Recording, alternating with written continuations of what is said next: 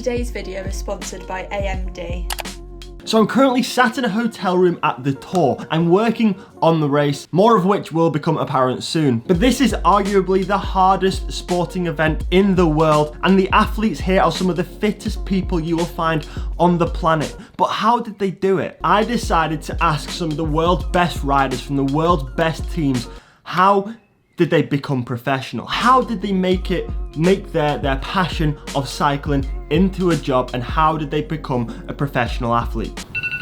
Oh wow, is that the time? Okay, I've got a transfer to catch from Denmark to France. I need to go now. I will continue this video in a little bit.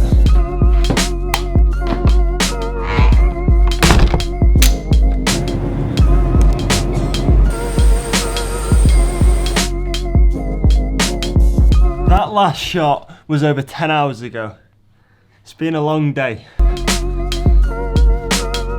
But, bonjour. Je suis en France. That's about as much French as I know, I'll be honest. This is my hotel room for the night. It's a Best Western. It's pretty nice. It's a big room, a double bed, so it gets a thumbs up from me. But I digress. Back on the topic of this video, I've had the opportunity to meet, ride with, and become friends with some pretty incredible athletes. And I'm always getting questions on Instagram asking me for tips and tricks and how, for advice on how to become a professional cyclist, how to turn that passion into a job. Now, I'm not in any way, shape or form entitled or qualified to be able to share any kind of real in-depth comprehensive advice. So I thought what I would do is put it to the professionals. This video has been very kindly sponsored by AMD. AMD make computer processors, or CPUs. In layman's terms, it's the thing that allows your laptop to operate. AMD have hooked me with a system containing their RYZEN 5000 series processor. Whilst on the go, I'm able to edit, render and upload 4K footage, no problem, thanks to the AMD RYZEN 5000 series processor power. This is a high performance system which is capable of handling the most demanding tasks, which is absolutely perfect for editing content on this trip. I'm traveling around France right now, so it's super important that I've got a system that's light, compact, versatile, but most importantly, powerful. And it is even capable of running games when I get the chance to play them. So again, thank you to AMD for sponsoring this video. Check out all the details in the description box down below. So I decided to message a number of different professional riders. First up, we've got Vernon. Ethan now rides for Quickstep, but I've seen Ethan grow up from about,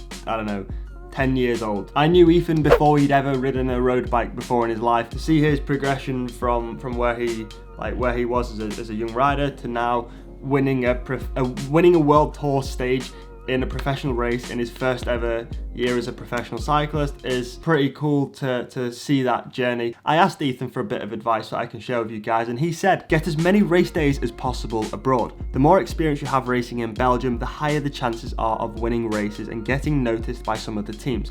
But it's not always about race results. A strong network and contacts also go a long way. There's been plenty of riders with high-powered testing data turn professional with close to 0 race wins just through the contacts that they have. Now, I can attest to at least the first part of that message because I've done a lot of racing, a lot of Commerce racing over in Belgium and some UCI races as well. Now, first off, a lot of the big teams are based in Europe and more specifically Belgium, Holland and in that area. So at the races, even the lower down, smaller races, there's always scouts at those races, like watching, seeing who's winning the races, who are the next people kind of coming through the ranks, and yeah, especially the younger guys, that they start to keep an eye on people, and yeah, I think that's great advice. Next up, we've got James Shaw. James was my teammate last year at Ribble Weldtite.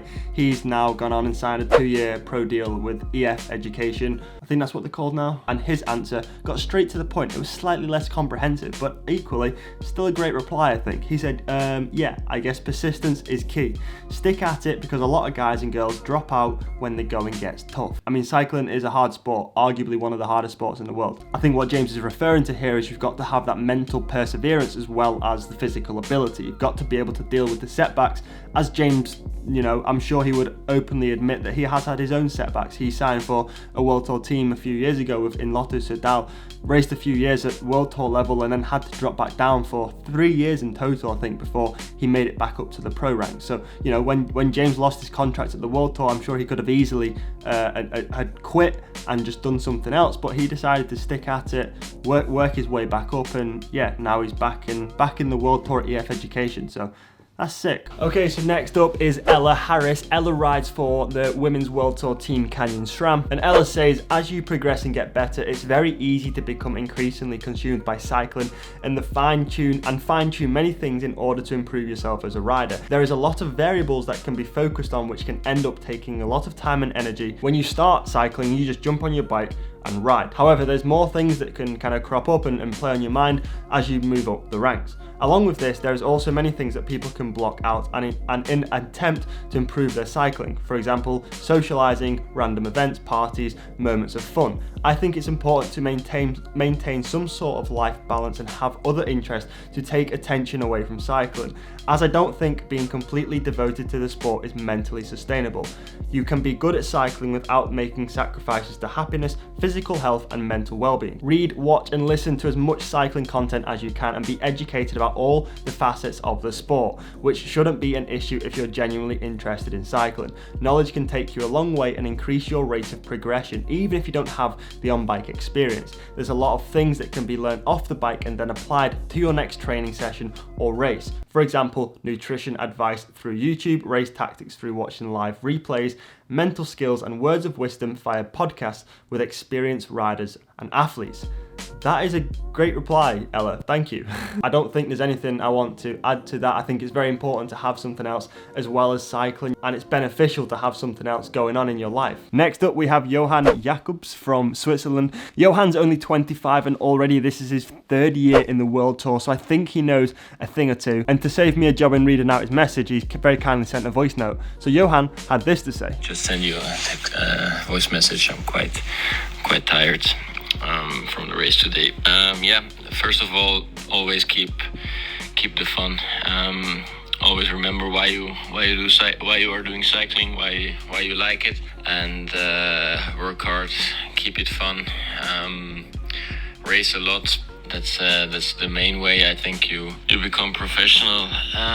But regarding my story, I was quite a good cyclocross rider in my junior years.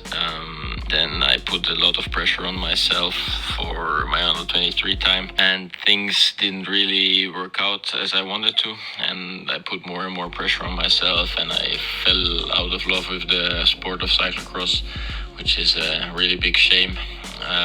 Then in my last year under 23, I said, I stopped cycling, I go look for a job. I actually already had one. I was working for Decathlon as a bike mechanic at the time, and I actually already let go of the idea of becoming professional one day, but then I thought to myself, maybe I'll give it one more shot on the road, because road racing I still quite enjoyed. Then I got lucky. I could join Lotto Soudal under 23, and I told the team, just let me race as much as I can so I can get noticed by a big team. The more you race, the more chance you get to get noticed, the more chance you have to get a big result, and that's what happened. Yep. I raced a lot. I never gave up. I always kept on trying, but had fun in the same time, which was really important. Did a few decent results in my last year under 23 and got picked up by Movistar, the World Tour team. And now I'm here, 3rd year with Movistar, and I still have one more contract year to go, and then we see. I hope I can continue in the World Tour. And I think moral of the story is just always remember why you like the sport, why you love riding your bike so much. At the end, it's so easy to get stuck with your head in like I need to do this, I need to do that, I need to perform. It's at the end of the day, if you're not relaxed in your head or you're not in the right space, performance is nearly impossible. I think cycling is so much also a mental sport because we have to go through so much stress. We suffer so much. I think you could be 100% physically and 20% mentally. You'd not finish a race. You have to be 100% physically and 100%. I hope I could help you. Have a nice day. Bye-bye. The same things are cropping up again and again, which I think is really interesting. But hey, what a guy. And last but not least, we've got Tim Wellens. Tim is a super nice guy. And last year, I rode with him in the south of France, and he even bought me a croissant. So there you go. Tim's been a professional now for 10 years with Lotto Soudal, and he is an absolute demon on a bike. He's won the Eneco Tour twice. He's won Tour of Poland overall. He's an animal. Tim said until the age of 18, you really need to enjoy riding your bike.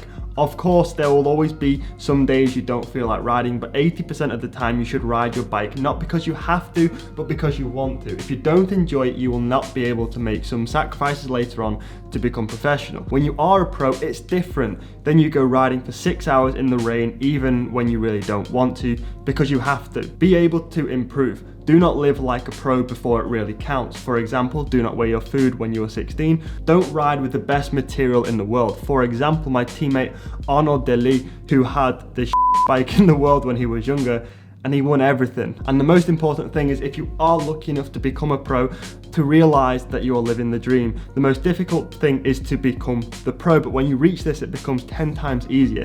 You have the whole day just to ride your bike, and you get a good salary for doing so.